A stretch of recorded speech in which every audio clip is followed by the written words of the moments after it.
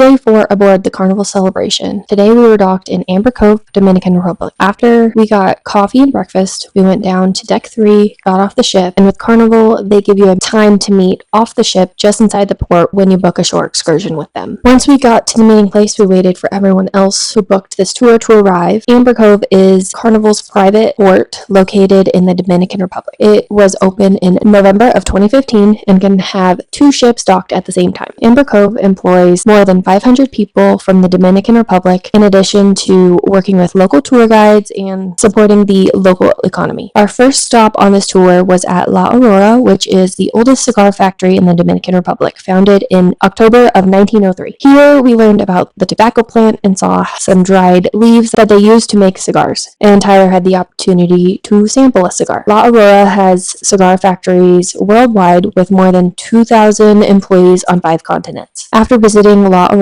we walked to the main plaza in Puerto Plata known as Parque Central, I'm not sure if I'm saying that right, which is located in the center of Puerto Plata. This area contains town hall and many other important buildings featuring the city's Victorian architectural style. The square is a gathering place for locals and tourists with historical markers and had many street performers. After enjoying some music and sampled a cocktail with Dominican Republic rum, we walked to a church nearby, and I can't remember what it was called. I think it was the Puerto Plata Cathedral, and the original structure was destroyed by a fire in 1863 during the Dominican War of Restoration and was rebuilt in a Victorian style in 1946 after some delays caused by an earthquake. In 2003, another earthquake caused some structural damage requiring repairs, which were completed in 2008. After visiting Puerto Plata Plaza and the church, we walked to a nearby gift shop where we sampled some mama juana, which is a traditional Dominican Republic alcoholic beverage made by infusing rum, red wine, honey with tree bark, herbs, and spices. Then we walked to the famous Umbrella Street that contains cafes and shops where you can get a taste of selections of organic Dominican coffee, foods, or ice cream. We went into a cafe that sells specialty coffee and tasted some chocolate while we were there. After visiting the cafe on Umbrella Street, we went across the street to the famous Pink Street, which is basically an alleyway painted pink on the walls and the ground. It is a popular tourist spot for photos with some street performers as well. After leaving Pink Street, we walked back to the bus and headed to the place where we had lunch. I don't remember the place where we had lunch, but